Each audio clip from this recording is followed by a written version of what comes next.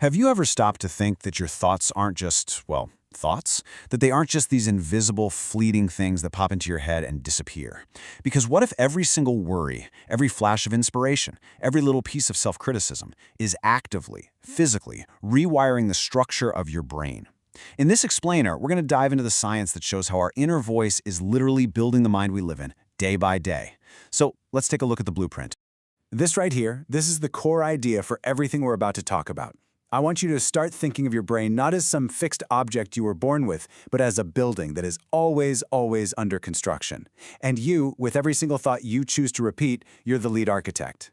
So let's really get into this metaphor. Your brain is a building. We're going to explore how each and every one of your repeated thoughts acts like a single brick, laying the foundation and actually constructing the pathways and structures inside your own mind.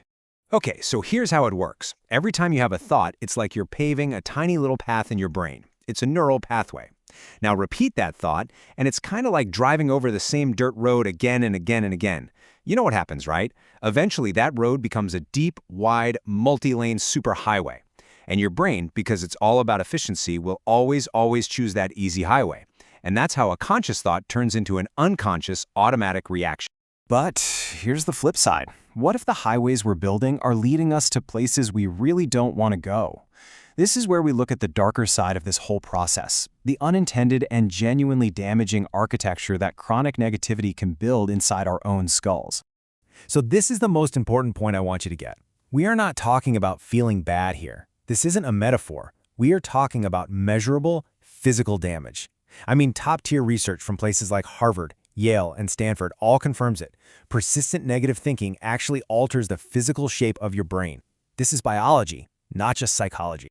So let's break down what that damage actually looks like. First, your hippocampus, which is mission control for memory and keeping your emotions in check, it actually shrinks. It gets smaller. Second, the amygdala, which is basically your brain's fire alarm or fear center, it gets bigger and way more reactive. It's on a hair trigger.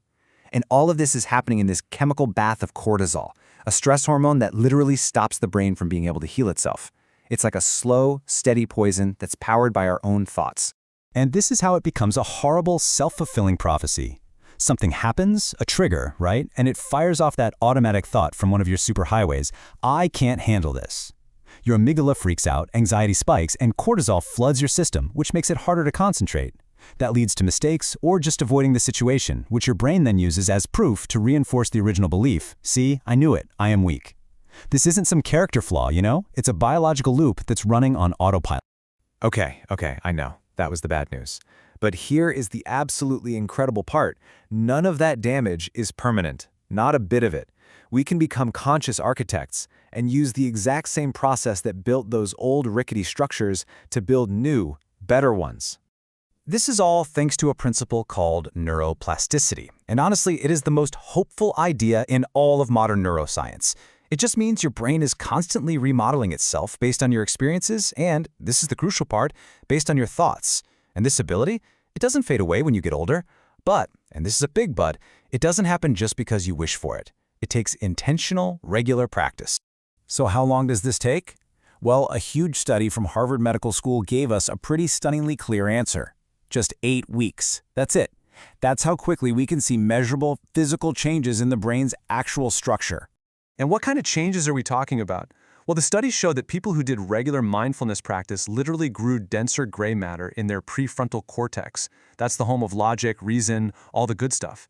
And at the exact same time, their amygdala, that overactive fear center we talked about, it actually shrank and became less reactive.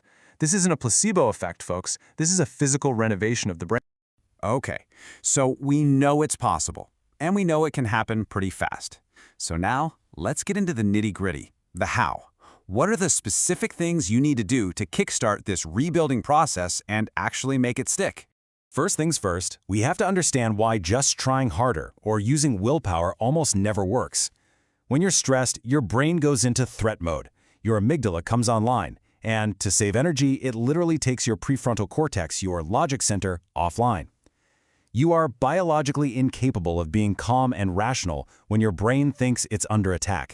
So the real blueprint for change has 3 essential parts, and you got to have all of them. Number 1 is awareness. You can't change a thought pattern if you don't even notice it's happening. Number 2 is emotional contrast. The new thought you're putting in has to feel different and more powerful than the old one. The brain learns through feeling, not just logic. And number 3 is repetition. You have to practice this new pattern every single day until it becomes the new, wider high. All right, let's turn all this theory into actual practice. Here is a simple, real exercise you can use to start your own neural rewiring project, like today. So here's how you do it. First, you have to catch that automatic negative thought right in the act. Then, you name it, you label it. This creates a little distance. That's just the old program running. Step 3 is so important. You create a new script that isn't some crazy positive affirmation, but something realistically strong, something you actually believe, like, I've handled tough things before. Then, you anchor this new thought with a physical action, like a slow exhale or clenching your fist, to connect your mind and body. Finally, you repeat it, but with real feeling. You have to actually feel the truth of that new script. And what can you expect? Look, this isn't an overnight fix. But within about 3 to 4 weeks of doing this every day, you'll start to notice that old negative loop just losing its power. Then, after about a month or two, something amazing starts to happen.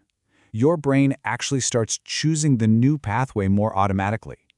The new highway's getting paved, and it's becoming the default route. Let this one really sink in for a minute.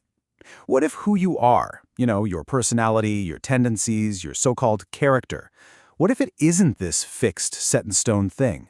What if it's just a collection of deeply practiced neural habits?